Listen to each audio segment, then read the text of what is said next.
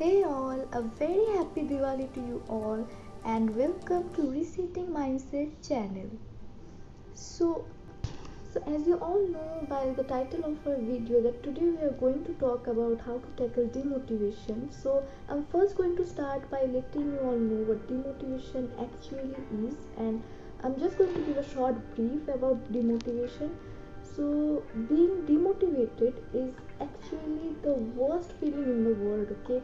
So we feel as if we have no direction, and despite the fact that we have no fulfillment or enjoyment in our life, we do not feel the urgency or the drive to make an effort to get out of our situation, okay?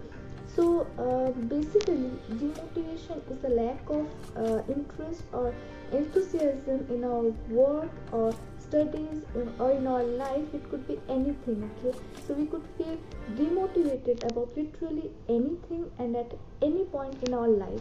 Now there are various types of demotivations, okay? There are various ways that you can get demotivated by, but I'm not going to describe all of them because I really want to keep this video short and simple so that's easier for you guys to watch it without getting bored.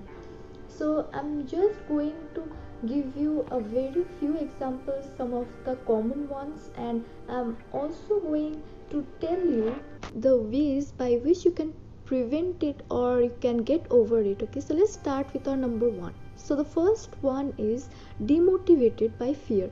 So it's the most common one, and when you fear or when you are afraid of something, okay, fear always slows you down and makes you careful and hesitant, okay, and which can be beneficial to you as well. But sometimes your fears are based on an imagination rather than on an accurate assumption of the risks in your reality, okay? So when you are afraid of something and even if you are also excited to go forward, a part of you that wants to keep you safe and secure can successfully prevent you from going forward if you get demotivated by your fear, okay? So that's why I'm going to tell you a very simple, easy and effective way to get over it. You can start by naming your fears one by one, okay? So start by naming your fears, each one of them, so that they are out in the open. And once you name each one of your fear, then say a gentle thank you because they were trying to protect you after all. And after that, question your fears. Why am I afraid of that happening, and what are the chances that it would really happen? Okay, now some of your fears will definitely slip away, okay?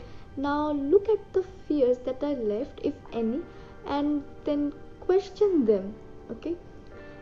What are they telling you about the research you need to do, the gaps you need to fill, and the risk management strategies you need to put in place? And now honor that wisdom by building it into your plan, and then finally consider them, breaking down the changes you're wanting to make to into smaller steps, okay, and just focusing on the next few small steps, and this will definitely calm your fears. Now coming down to a second one, which is when you are demotivated by lack of clarity about your future, okay? So when you haven't clearly or consciously articulated about what you want or what you want to create or what you want to become in the future, your picture of your future will probably be vague, okay? So if you haven't clearly thought about it, that what you want to create or want to become in the future, or what changes you want to make, then it makes sense that you will lack motivation to act, okay? Now the question is how to get over it, okay? How to get over that demotivation and how you can transform it into motivation, okay? Okay, we all want to get rid of the demotivation, and how to get rid of this one, okay? So what you need to do is, you already know that what you don't want to become, okay? You probably have already figured out what you don't like or what you don't want to become, but it's not enough, okay? It's not enough to know only what you don't want to become. It's also necessary to know what you do want to become. what are you passionate about, and what you really want to become. Okay, so suppose if you don't want to become an engineer, then you also have to know that you what you do want to become. Like, I don't want to become an engineer, but I want to become a doctor. Okay, so have this specific and clear vision in your mind. Okay, that yeah, I don't want to become this, I want to become that. And then when you have this clear and vision in your mind, then question that thing, that why you want to become a doctor and not an engineer. Okay, when you get your answer, that why you are passionate about that thing, why you want to become a doctor, you will get familiar with that outcome, and you will get the motivation to act towards it. Okay, it will take some time, but there's no hurry after all. Okay, so just take your time and think about it, and get a clear vision about what you want to become. Okay, so now coming to the third one, it's the most common one. It's about the people who makes us feel demotivated. Okay, and in teenagers, those people are mostly, in most of the cases, are our own parents. So parents, if parents are watching this video, then please don't take any offense, because I'm going to explain each and everything, that why and how you make your children feel demotivated, okay, unknowingly. So as you all know, that parents are the only persons in the world who loves us unconditionally and without any selfishness. Okay, and parents always tries to protect their children from all evil things, but sometimes in the process of protecting, they may act or say some things unknowingly or unintentionally, that makes the child feel demotivated. Okay, and now what are its impacts? Okay, so what are its impacts on the child? So every human being is different, and every human being takes things differently. Okay, so some may just feel demotivated at the moment and then just carry on with their life as before, and then some may get a lesson from the demotivation and works toward becoming a better version of themselves, and there are also some that takes things differently, in a very different way, and pays attention to suicidal thoughts or quitting. And as parents, you obviously don't want your child to take a life-threatening decision because of a thing you didn't even say intentionally or consciously at the moment. Okay, so it's better to be on the safer side. And now the question is how you can prevent it is, firstly, stop comparing your child with others. Okay, that's the most common thing that we have to tolerate since our childhood, and no one likes being compared with others. So yes, instead of comparing with others, teach your child to compete with himself or herself.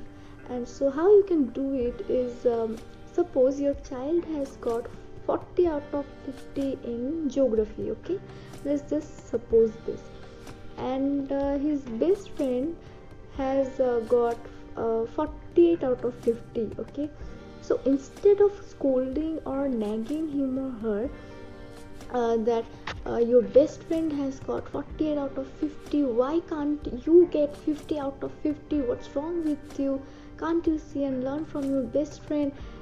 Instead of doing that, just sit down with them calmly and ask them that what happened. Okay, is there anything that you can't understand or something like that? So tell me what's happening with you. Okay, and now we all know that not everyone is born a topper, so yeah, not everyone will get 50 out of 50 or 100 out of 100. Okay, so you have to understand that also. If anyone is getting 100 out of 100, that doesn't mean that your child will also get 100 out of 100. Yes, I agree that everyone has the potential, but then also every person is different. Okay, if a person is getting if a person is not good at academics, he can be good at sports, arts, or anything else. You never know. So let him or her explore their passion. Okay, don't just force them into academics. There are a lot of things other than academics as well, and instead of comparing with others, let them compete with themselves. Okay, so just ask your child to be better and to work a little bit harder the next time. Okay, so you have to make your child better from himself or herself only. Okay, not from others. Okay, so that's the first step, and don't criticize them or scold them for not getting full marks or not meeting your expectations in academics or sports, etc. We all know that every parent wants their child to be the best in everything like sports, arts, academics, etc.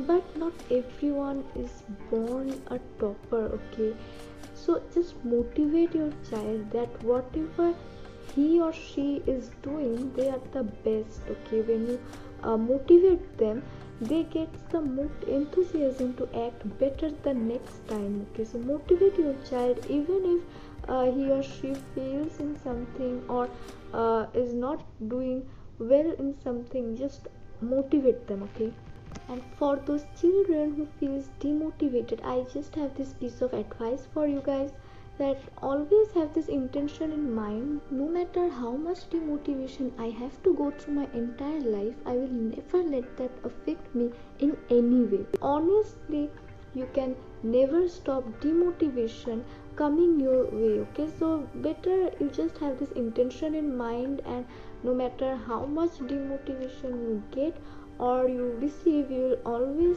take it in a positive way and transform it into motivation. Okay, so that's all for today's video, and I hope you guys like this video. And if there's anything or any other topic you want me to make a video on, then please put it in the comment box. I will definitely make a video on it. And if you like this video, then please do share it with your friends and family members, and also please like and subscribe our channel. And thank you, and a very happy Diwali to you all.